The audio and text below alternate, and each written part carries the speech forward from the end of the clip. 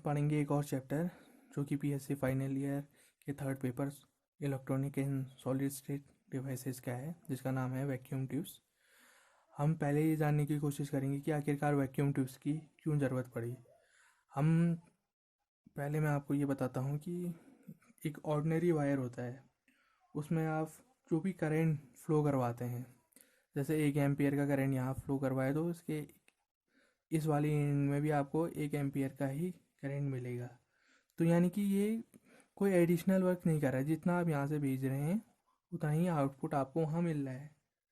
तो हमें additional work की ज़रूरत पड़ी, जैसे कि रेक्टिफिकेशन, एम्पलीफिकेशन। यानी कि कभी कभार ऐसा होता है कि हमारे पास कम करंट होता है और हमें ज़्यादा करंट की ज़रूरत होती है, तो ये काम ऑर्डिनरी वायर तो नहीं कर सकता। तो हमें कुछ ना कुछ डिवाइसेस लगानी पड़ती हैं सर्किट में, लगानी पड़ती हैं जिससे ये काम हो सके। तो वही काम करता है आपका वैक्यूम ट्यूब्स। जैसे कि बढ़ा देना है, एम्पलीफिकेशन, रेक्टिफिकेशन। रेक्टिफिकेशन में क्या होता है, आपके पास एसी है और आपको डीसी चाहिए, तो ये काम रेक्टिफिकेशन में ही होता है। ये डिवाइस क्या करती है, एसी को डीसी में कन्वर्ट कर देती है। इनपुट आप एसी देंगे यहाँ और आपका आउटपुट डीसी प्राप्त होगा। जैसे कि आपका फुल वेव एम्पलीफायर है, हाफ वेव एम्पलीफायर है।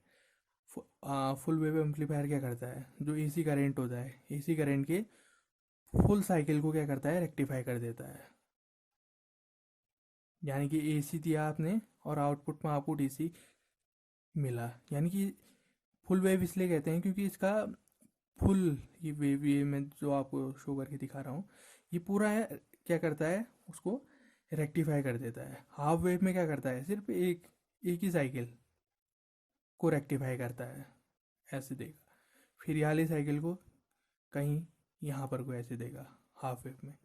तो ये काम जो करती हैं, ये आपका एक तरीके से वैक्यूम ट्यूब्स के अंदर ही किया जाता है, रेक्टिफिकेशन, एम्पलीफिकेशन। ये कोई काम कोई साधारण ऑर्डिनरी वायर नहीं कर सकता है। तो उसे मैं एक बार इंग्लिश में एक्सप्लेन कर देता हूँ।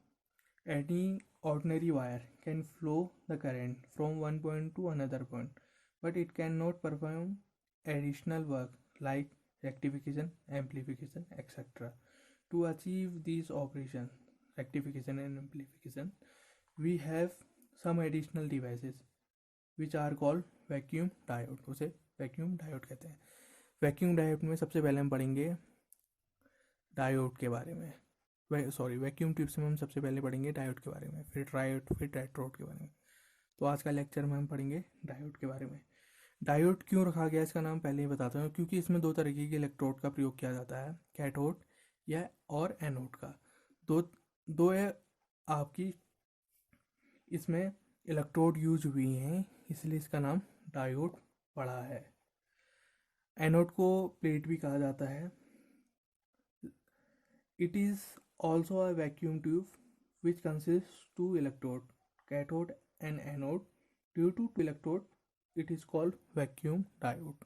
अब इसके कंस्ट्रक्शन के बारे में पढ़ते हैं कि कंस्ट्रक्शन कैसे होता है। क्या होता है, एक इलेक्ट्रोड कैथोड है इसमें और एक इलेक्ट्रोड एनोड है, और यहाँ पर को आपको कैथोड के नीचे सटा के रखा गया है फिलामेंट, जिसे हीटर कहते हैं। फिलामेंट क्या काम करता है, किसी चीज़ को गर्म करने का काम करता है। तो सटा के रखा गया है कैथोड को, तो ये कैथोड को गर्म करेगा, और कैथोड में हमेशा नेगेटिव चार्ज होता है और एनोड में पॉजिटिव चार्ज होता है। और जो कैथोड है, कैथोड में एक लेप लगाई गई है बेरियम ऑक्साइड की, ठीक है, कवर्ड किया गया है बेरियम ऑक्साइड के द्वारा, ठीक। तो ये हो गया इसका कंस्ट्रक्शन कि कैसे बन रहा है। और सर्किट डायग्राम यही है इसका। वर्किंग पढ़ते हैं कि आखिरकार वर्क कैसे करते हैं। जब आप फिलामेंट को ऑन करते हैं, स्विच ऑन करते हैं, तो ये हीटर हुआ, फिलामेंट गर्म होता है, तो सटा के रखा गया है कैथोड से, तो कैथोड भी गर्म हो जाता है। तो कैथोड में आपका लेप लगाया गया है बेरियम ऑक्साइड से, यानी कि कोटेड किया गया है कैथोड को, बेरियम ऑक्साइड से कोटेड किया गया है। बेरियम ऑक्साइड का वर्क फंक्शन लो होता है, तो क्या करता है, आसानी से, जिसका वर्क फंक्शन लो होता है, हल्की सी भी आप हीट दोगे तो उसके आउटर सरफेस से इलेक्ट्रॉन इजेक्ट हो जाता है, निकल जाता है। तो कैथोड के आउटर सरफेस में लगाया गया है। तो कैथोड के आउटर आउटर सेल से क्या होता है, इलेक्ट्रॉन इजेक्ट हो जाता है, और ये इलेक्ट्रॉन इजेक्ट होके आपके कैथोड के सरफेस में जमा हो जाता है, जिससे कि एक इलेक्ट्रॉन का क्लाउड जनरेट हो जाता है, जिसे इलेक्ट्रॉन क्लाउड और स्पेस क्लाउड भी कहते हैं। फिर आप क्या करते हैं, एनोड का पॉजिटिव पोटेंशियल बढ़ाते हैं। ठीक है, तो क्या करते हैं, जैसे एनोड का पॉजिटिव पोटेंशियल बढ़ता है तो ये कैथोड के जो प्लेट पे, मतलब आउटर सरफेस पे जो इलेक्ट्रॉन बैठ रखे हैं, असेंबल हो रखे हैं, जमा हो रखे हैं, उसको अपनी ओर अट्रैक्ट करता है। तो इलेक्ट्रॉन यहाँ से मूव होके, कैथोड से मूव होके एनोड तक चले जाता है। तो उससे क्या जनरेट होता है, प्लेट करंट जनरेट होता है, जिसे आईपी कहते हैं, प्लेट करंट। ठीक है, क्यों कहते हैं प्लेट करंट, क्योंकि ये प्लेट के द्वारा यानी कि एनोड के द्वारा जनरेट हुआ है। ठीक है, आपको ये तो पता होगा करंट क्या होता है करके। इलेक्ट्रॉन के एक जगह से दूसरी जगह मूवमेंट करने को ही करंट कहा जाता है। वैसे ठीक है, इतना ठीक है, इतना ठीक रहेगा। फिर क्या होता है, पहले तो मैं यहाँ पर को आपको एक इस वाले ग्राफ से बता देता हूँ। वोल्टेज बढ़ा रहे हैं आप यहाँ का, तो क्या होता है, करंट बढ़ रहा है, क्योंकि जैसे जैसे इसका पॉजिटिव वोल्टेज ज़्यादा पावरफुल होते रहेगा तो ज़्यादा से ज़्यादा इलेक्ट्रॉन को अपनी ओर अट्रैक्ट करेगा, तो वोल्टेज भी बढ़ रहा है। एक फिक्स समय के बाद क्या होता है, आप जितना भी वोल्टेज यहाँ बढ़ा दें प्लेट करंट का, जो इलेक्ट्रॉन होते हैं उसके बाद फिक्स हो जाते हैं।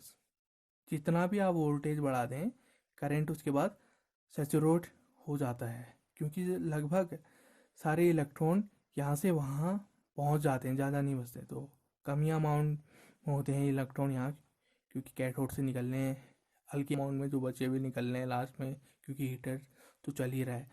तो वो बस एक निश्चित संख्या में यहाँ से यहाँ पहुँचते हैं, तो करंट भी आपका सर्टेन हो जाता है, निश्चित हो जाता है। ठीक है, तो ये काम था आपका डायोड का। ठीक है, और डायोड एक कोई वर्सेटाइल डिवाइस तो नहीं है कि सारे काम आप इससे ही कर लें करके। तो और काम करने के लिए हमें अन्य वैक्यूम ट्यूब्स की ज़रूरत पड़ी, जैसे टेट्रोड हुआ, पेंटोड हुआ। उसे हम आगे की अगली वीडियोस में पढ़ेंगे। आप ही के लिए थैंक यू।